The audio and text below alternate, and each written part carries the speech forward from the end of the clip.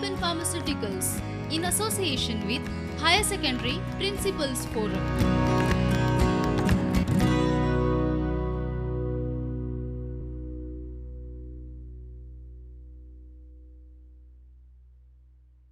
Good day everyone. My name is Dilsha Valsan and I teach in Nagar High Secondary School. The subject that we are going to cover today is psychology. So in psychology, for the first formative exam, you will be having the first two chapters. The first one is variation in psychological attributes and the second one is self and personality. And the one that I am going to cover today is variations in psychological attributes. Today, before we begin, I just have a small activity to give you because since we are all at home most of the time, we are restricted, we are not having the usual activities that we do in schools. So I would like to start with a small activity. I just need you to observe me and follow the action. Okay, so this is given by Dr. Dennison. They are called as brain gym activities and I mostly recommend my students to do these activities before their study time so that it improves their focus, concentration and it helps them to improve their memory power. So all you have to do is stand straight and yes, before doing these activities you have to have a glass of water so that it improves your blood circulation. So you have to take your right hand diagonally, okay, thumbs up and you have to draw an 8 in the air. And when you do this, I want you to focus on the tip of your thumb. Your eyes should be focused at the tip of your thumb, okay. So you have to do this 10 times right side and the same thing 10 times on the left side. Yes, so I want all of you to do it. Let's start, come on, do it. 1, 2, 3, 4, 5, 6, 7, 8, 9 and 10. And the same you repeat on the left hand side. Thumbs up, eyes focused at the tip of your thumb so that your focus and concentration is improved. Again, 1, 2, 3, 4, 5, 6, 7, 8, 9 and 10. Yes, so that's done with the activity. So yes, as I said, these activities help you boost your confidence, it improves your memory, it improves your concentration power. This was just one of which I showed you. There are many such activities which you can do, many such exercises which you can do to empower your brain and make your brain work in a much better manner. Okay, so moving on to our syllabus, I would like to show you this picture and before we come to our topic, I want to ask you what is it that you see in this image? What is different about each child that you see in this image? Definitely most of you would say based on their physical appearances, maybe their hair color is different, maybe their expressions are different, maybe what they are wearing, the color of their clothing or the way they look, their features, maybe their eye color. There are so many differences that you can observe in this picture. Correct? So similar to something like this is what we are going to do today in today's lesson and the topic for today is variations in psychological attributes. Yes, first subject of your syllabus. As I said, when everyone hears about learning something in psychology, everyone thinks about something really interesting related to disorders or maybe something related to Sigmund Freud. Yes, but most of the students say that this chapter is a little technical and dry. Yes, no doubt it is, but nevertheless it is a very important chapter in your syllabus and knowing information from this chapter forms the basis of what you are going to study further. Yes, so variations basically means differences. What are the differences in the psychological attributes? By attributes you mean some kind of quality, some kind of features, yes. So we are going to learn what are the differences in psychological attributes. That's the reason they have titled it as variations in psychological attributes. What are we going to learn today? We are going to learn about individual differences in human functioning, assessment of psychological attributes, domains of psychological attributes, and assessment methods. And the last topic, not the last of your chapter, but the last for today's class will be intelligence. So let's move on and start. Individual differences, as I said in the first image that you had seen, every person, every child, every human being is unique. If you look around the environment, variation is a very common factor that you observe. Imagine a world where everything looked the same, where the trees, where the leaves, where the buildings, rocks, you and me. What if we all were just one color? What if we all were just, say, green or maybe blue? How boring would that be, right? So what makes it unique and what makes it different is the variations. Each of the things that is around us in our nature, each thing that is around us is completely different and completely unique. Everything has its own features and its own definitions. In the same way, we humans, variability is a fact of nature and individuals are no exception to this, which means you and I are no exception to this. We also have a lot of different characteristics amongst us, within us, and even amongst each other. So as I said, in the image you would have seen the physical differences, maybe the height, weight, color, all that might be different. But when it comes to pertaining to psychology, we are going to learn the different psychological attributes, like for example, whether you are a creative person or you are a not so creative person, whether you are a more dominant kind of person or you are more of a submissive kind of person. So these are the attributes that we are going to focus on, which is pertaining to psychological attributes. So as you know, individual difference is the essence of psychology, and individual difference is what makes us unique from the other. But the question here is how and why are people different? Yes? So individual differences refer to distinctiveness and variations among people's characteristics and behavior patterns, right? So our behavior, our characteristic, everything is different from one another, and that is what makes us unique, and that is what individual difference refers to. There are some psychologists that says that behaviors are influenced because of the personal traits that we have, that is personally the traits that are there within us, that is what influences our behavior. Whereas there are some who say that the differences that occur or the behavior that we are having is mostly because of the kind of situation we are in, that is the situational factors is what affects our behavior, and that is what we call as situationism. So situationism is when some hold the view that our behaviors are influenced more by situational factors. For example, say in your class, or maybe you can apply it to yourself, if there is a person who is mostly aggressive, who has the tendency of being angry very easily, irritable very easily, and generally he is a little more aggressive in general terms. But you might be see situations, or you might see episodes of that person where he or she might completely become very calm and submissive, especially when there is a higher authority. So when you say an example in a classroom, there might be a child who is generally very aggressive, but the moment the principal or the head of the institute or the school teacher or a parent comes in, the person's personality, somehow the behavior changes.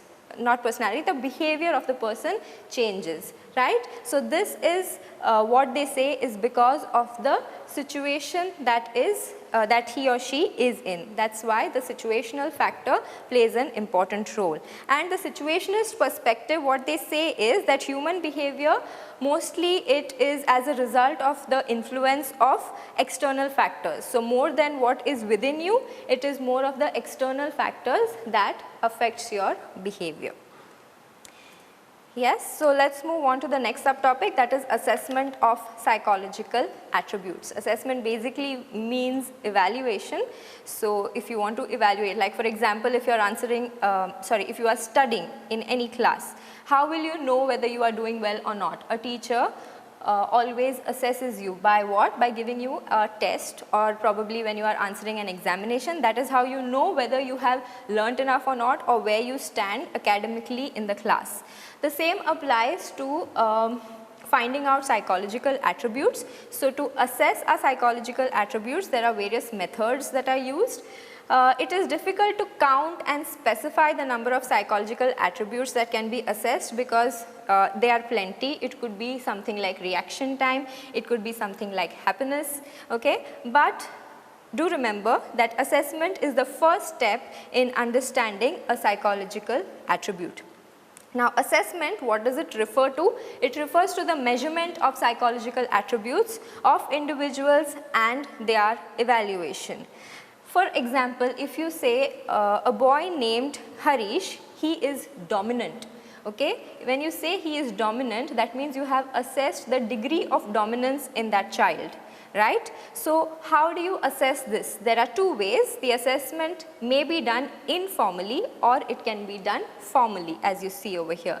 Informal will be more open to subjective interpretations, where it may differ from case to case, and it may differ from the person who is assessing. So the assessor may also find differences. And when it comes to a formal assessment, it is more objective, standardized and organized. So this is a more objective way of assessing. So what does this help in? As I said, Harish is a dominant person. By knowing this, what can you do?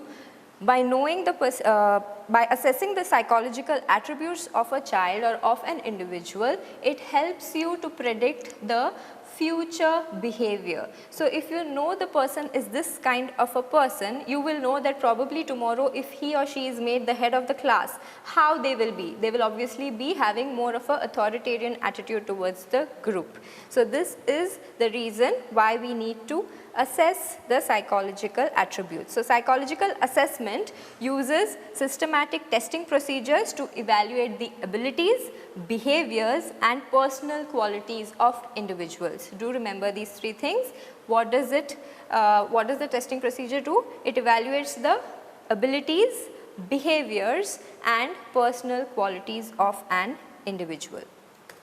Moving on further to the next topic, that is domains of psychological attributes.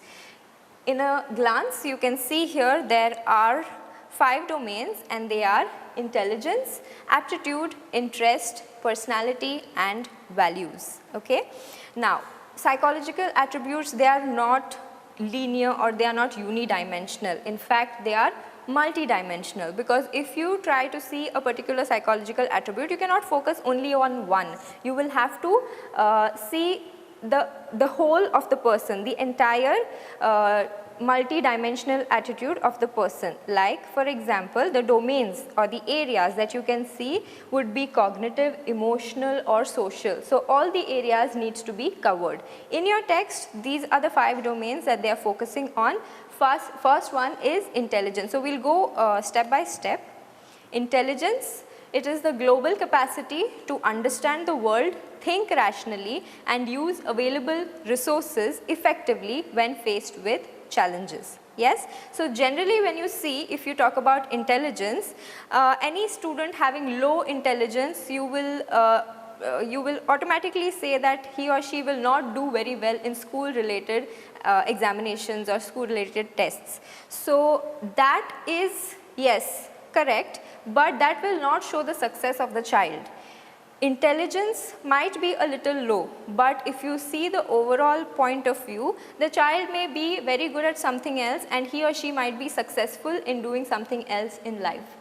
An example to give, there might be many students who might be dropouts, who may not be able to academically complete their education, but they may have a lot of skills which are really good. So if they focus on that, definitely they will succeed in life. So intelligence per se, even if you are having low academic intelligence, does not guarantee your success in life. And the next we move on to is aptitude. Aptitude refers to an individual's underlying potential for acquiring skills. So many of you probably would have answered an aptitude test when you are maybe in the 9th or 10th standard, or sometimes even in the 11th or 12th standard, people might answer an aptitude test. What is that for? It basically shows what kind of underlying potential or skill you have, and it helps you to polish that skill. So if you are able to identify what is the underlying skill that you have, if you polish it and if you get enough training in that particular field, then there are high chances that you will succeed in that. Like for example, if your aptitude is high, if your mechanical aptitude is high, then with enough of training and knowledge you will do well as an engineer. Same way, if your linguistic aptitude, if your language aptitude is high, then you might be very good at creative writing, or you might turn out to be a very good writer. So basically using language will be a high level skill for you. Moving on next, interest. It is an individual's preference for engaging in one or more specific activities relative to others. So what is interest? Interest is what is your liking, in what does your liking lie. Why do you need to know your interest? Is it enough to know your aptitude, that is your underlying skills? No, you have to know your interest as well. Why? Because the moment you have knowledge about what in which field you have interest, that will help you to perform much better in your job, and it will give you a better satisfaction in your life. Okay? Because if you have a good skill, but if you are not interested in it, somewhere down the line you might be demotivated to continue with it. So it is extremely important to also have your interest level checked. Next, as we go, it is personality. Personality, it refers to relatively enduring characteristics of a person that makes him or her distinct from the other. So basically it is the individual's unique characteristic that makes you, you. For example, you might be a dominant person, or you might be a very submissive person, you might be a moody person, or probably quite emotional, emotionally stable, and you might be either very outgoing or someone who likes to be within and not move out or interact much. So your personality is what comprises of all this. As you can see the smileys over there, so we all have different unique personalities, and by assessing the personality you can predict how the person will behave in the future in certain different situations. So that is how it is helpful. And the last one, that is the fifth one, is values. Values, they are enduring beliefs about an ideal mode of behavior. So when it comes to values, basically it is that we all have a standard set of guidelines of how we are in life, of how we act out in life, and that is the same set of guidelines that we follow even to judge other people. Okay? So these are the values that are underlying within us, and when we assess values, what happens is we try to determine the dominant values. We might have a number of values that are underlying in us, but which value is more dominant, that is what you come to know when you assess a person's personality.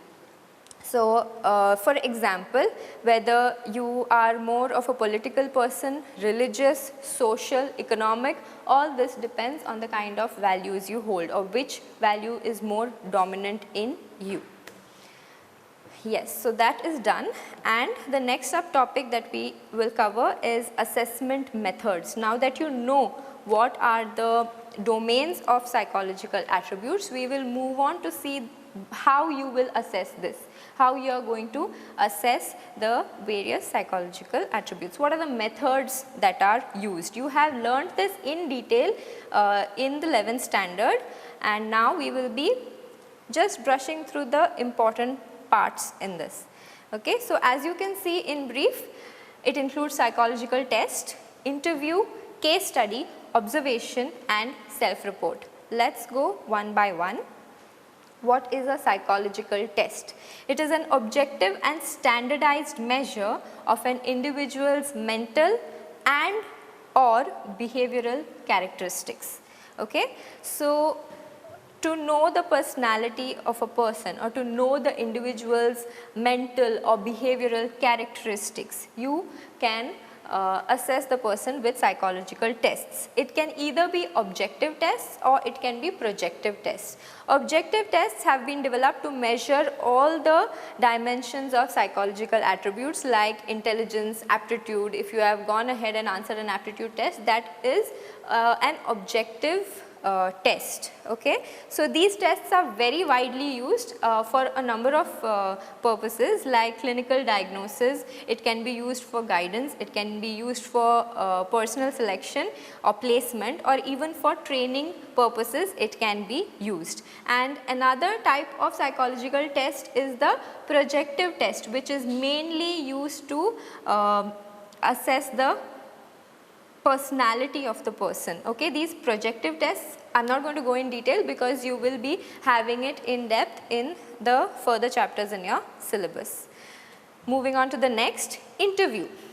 I am sure all of you know what an interview is. It basically involves seeking information from a person on a one-to-one basis.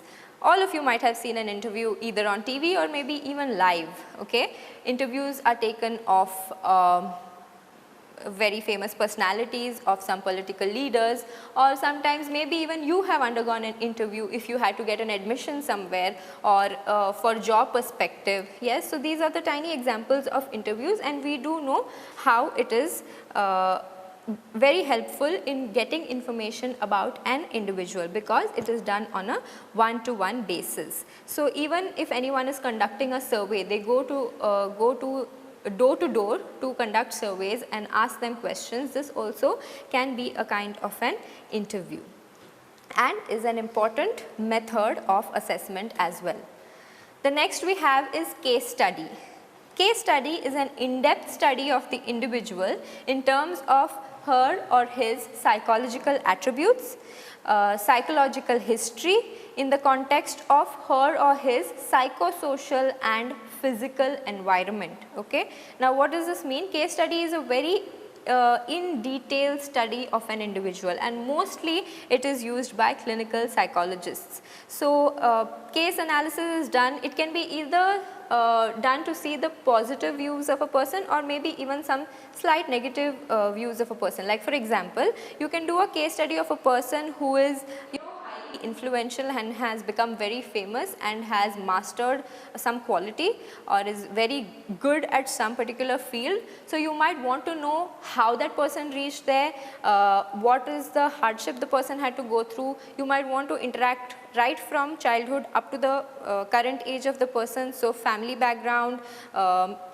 friends, studies, every inch of the person will be observed or taken in consideration to when you are doing a case study. That can be one thing, or it could be if you know that a child is having some difficulty or suddenly there has been a behavioral change, you would want to know what happened and how you can help. So, in this case also you can use a case study method where right from the beginning till date you will try to find out each and every detail about the child, which will help you to compile together and make a case study of that person. Now, in case studies you will generate data by using different methods, that is you will use interview, you may use observation, you may use questionnaires, give questionnaires to the person, or you may even give psychological tests and many other methods you can use, and compiling all this you will be able to do a case study of an individual. Moving on to the next, that is observation. Observation, it involves employing systematic, organized and objective procedures to record behavioral phenomena occurring naturally in real time. Now, observation is something you all have learned in depth previously. So, in observation what happens is certain phenomena like the mother-child relationship or the mother-child interaction can be easily seen by observing their relation in a natural setting or natural environment. Okay, so, whenever you have to see something in a naturalistic setting or natural environment, it is best to observe it yourself. But there are a few drawbacks to this. One is that in this method the observer may have very little control over the situation, and the reports that are made, it may differ, like it may differ from person to person. Like if I am making a report, I may view it in a different way than you. If you are observing a particular situation, your view might be different from mine. So the interpretation is quite subjective in nature. Yes? So let's move on to the last one, that is self-report. It is a method in which a person provides factual information about herself, himself, and or opinions, beliefs, etc. that he or she holds. Okay, so how will you get to know, how will you use this assessment method, self-report? You can obtain information in different ways. Either you can take an interview where you are asking the person directly questions, so scheduled interview, or you could give a questionnaire where you are again asking the person to answer a questionnaire through which you will come to know about the person. So he or she himself or herself is doing it, or you can always rely on a personal diary. So either tell the person to write a personal diary, or people who already record a personal diary. Through that you will know a lot about the person himself. Okay? So yes, that is the end of that subtopic. Now we come to the next important topic in this chapter, that is intelligence. Okay? Now intelligence, it is a key construct employed to know how individuals differ from one another. Yes, don't you think so? In your class, if you try to see the intelligence level of different people, you will be able to see the differences between people. So it is a key construct in knowing the individual, how the individuals differ from one another. It also provides an understanding of how people adapt their behavior according to the environment they live in. So where you live and how you are adapting to the environment, that also can be understood through intelligence. Now intelligence, if you see the Oxford Dictionary, it says it is the power of perceiving, learning, understanding and knowing. And there are a number of psychologists that have given different definitions about intelligence. It is quite different from the commonsensical notion of intelligence. So we might see it in one perspective, how intelligence is, but if you go in depth about it, different psychologists have given different definitions of psychology. One of them is the first one, that is Alfred Binet. He is one of the first psychologists who actually worked on intelligence, and according to him, it is the ability to judge well, understand well and reason well. Another psychologist whose intelligence tests are most widely used, that is David Wechsler. So according to Wechsler, it is the global and aggregate capacity of an individual to think rationally, act purposefully and deal effectively with the environment, and this is a very well known definition which is defined by David Wechsler. There are other few psychologists as well who have given some definitions, like Gardner and Sternberg, who says that intelligent individuals not only adapts to the environment but also actively modifies or shapes it. Correct, right? The way we are, the way human beings are, we are intelligent and we not only survive in our environment but we continuously modify and shape things that are around us. So we are constantly developing. Now, since we know what is intelligence, we move further to some important theories of intelligence. So the highlights in this is again coming to Alfred Binet. He was the one first to formalize the concept of intelligence in terms of mental operation. Previously also many people had various ideas about intelligence.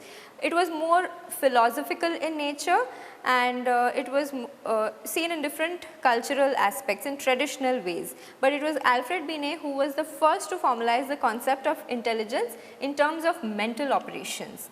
And what he saw is, he conceptualized intelligence as consisting of one similar set of abilities which can be used for solving any or every problem. Okay. So, whatever abilities that you have, you can use it to solve any or every problem. He basically differentiated more intelligent from less intelligent individuals, and the model or the factor that he gave was the uni or the one factor theory of intelligence. Okay. So, this theory came to be disputed when psychologists started analyzing data of individuals, which was again collected with using Binet's test.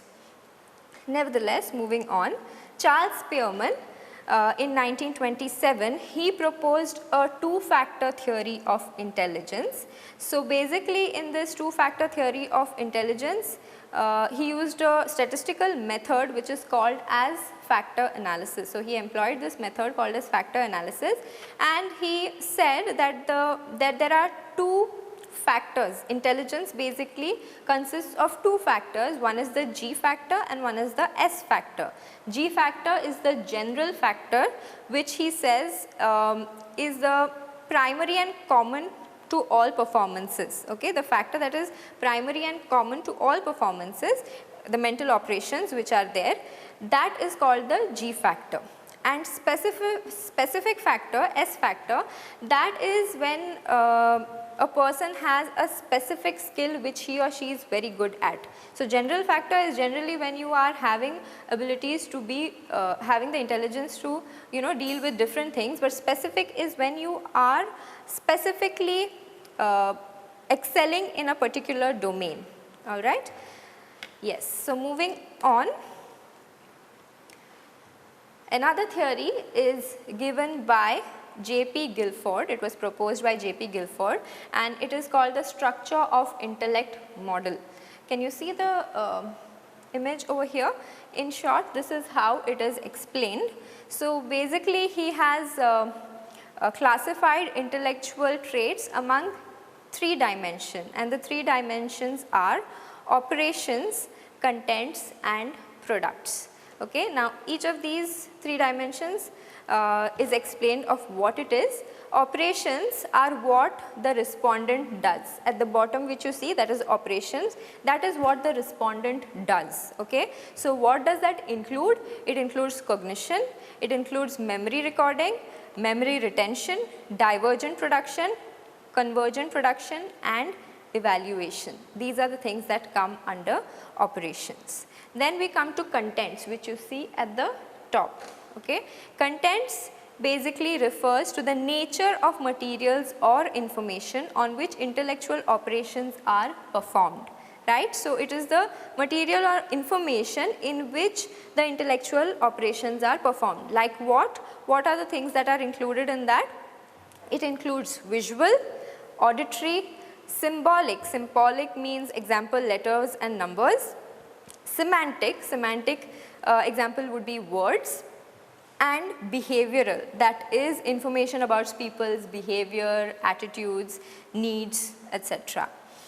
And then we come to products, which you see in the middle in the image. Products basically refer to the form in which information is processed by the respondent. Okay. So, how the information is processed by the respondent, that is where products lie. So, what is this products? It is classified into these following things, that is units, classes, relations, systems, transformation and implications. Okay. So, these are the categorization that is done, and basically this classification that is done, it includes the 6 into 5 into 6 categories, which makes it a model which has 180 cells, and each of this cell is expected to have at least one factor or one ability, or some cells may even have more than one factor or one ability, and each of this factor is described in terms of all the 3 dimensions. Yes. So, that is what is the structure of intellect model by J.P. Guilford. And one of the last theories that are there is multiple intelligence by Howard Gardner. You don't have to go in depth in this, you just have to know what it is. It is basically Howard Gardner, he was the one who proposed this theory, which is known as the multiple intelligence theory. So according to him, intelligence is not one single entity. Rather, he says that there are distinct types of intelligence which exists, and each of these intelligence, they are independent of each other. So what he says is, you know, intelligence is not just one single entity.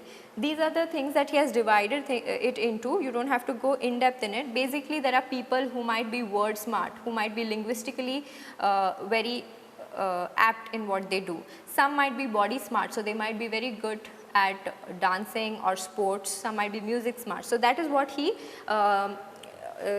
is trying to tell in this theory of multiple intelligence, that we are having multiple intelligence within us, which does not only exist as a single entity. Yes, so for today's class we wind up, and the important questions that are there, I have just highlighted very few questions because you might see the first point that I have written here: discuss case study and psychological tests as methods used for psychological assessment. I have only written case study and psychological test, but that is just like a kind of question that comes. It could be any other psychological assessment or any other method that could come. Okay, so basically you have to have an idea of each and every point that is covered today. Discuss aptitude and interest as psychological attributes. So basically aptitude and interest means it is coming under the domains of psychological attributes. So don't only focus on aptitude and interest.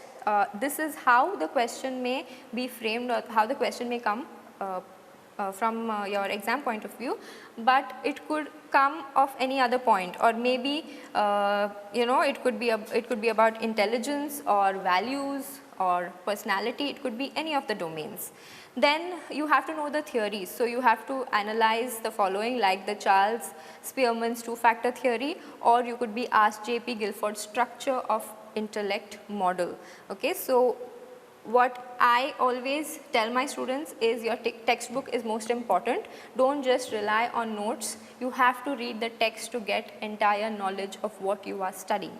So read, try to mark what is important so that you can grasp, because we learn so much, we end up remembering this much, and what comes in the exam is hardly this much. So you have to try to read everything as much as possible so that you understand and you are able to write your answers much better. So yes, that's the end for today. Thank you so much. Prudent Scholars, powered by Lupin Pharmaceuticals.